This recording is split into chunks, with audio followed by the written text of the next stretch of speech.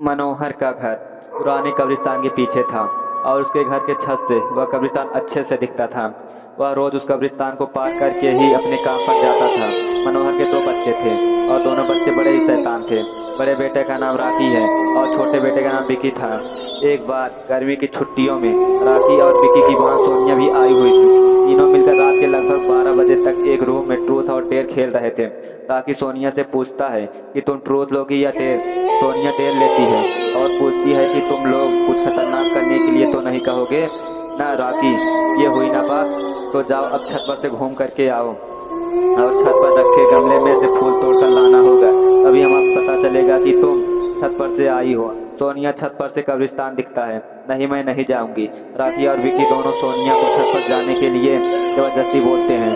सोनिया छत पर जाती है और जैसे ही गमले में लगे फूल की तरफ बढ़ती है तभी उसकी नज़र कब्रिस्तान की ओर पड़ती है। कब्रिस्तान में एक बड़ा सा सूखा पेड़ होता है। वह देखती है उस पेड़ पर एक सर कटी हुई उल्टी लाश लटक रही होती है। सोनिया उसे देखते ही और जोर से चिल्लाती हुई बेहोश हो जाती है।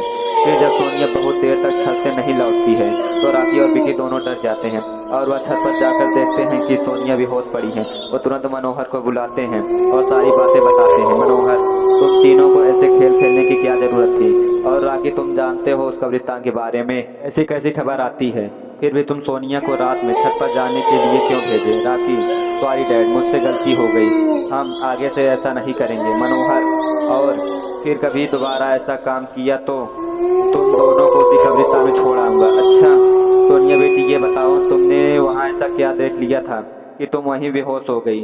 सोनिया सामी हुई हालात में मनोहर को सारी बात बताती है कि उसने क्या देखा। मनोहर ने उसे कब्रिस्तान के बारे में ऐसी खबरें पहले भी सुनाई हुई थी, इसलिए वह सोनिया को डांटता नहीं है, बच्चों को संभल कर रहने का सलाह देता है।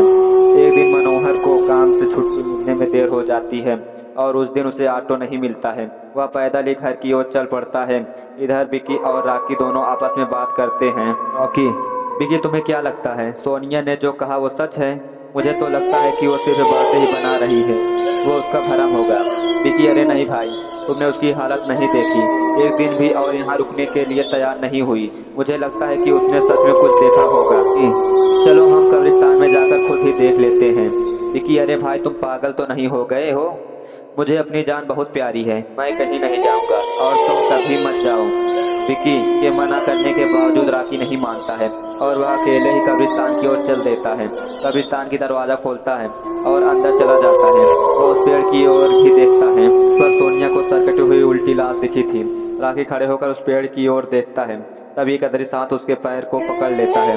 राकी डर जाता है और जोर से चिल्लाने लगता है, बचाओ बचाओ, छोड़ दो मुझे, मुझसे गलती हो गई, मैं फिर कभी यहाँ दोबारा नहीं आऊँगा।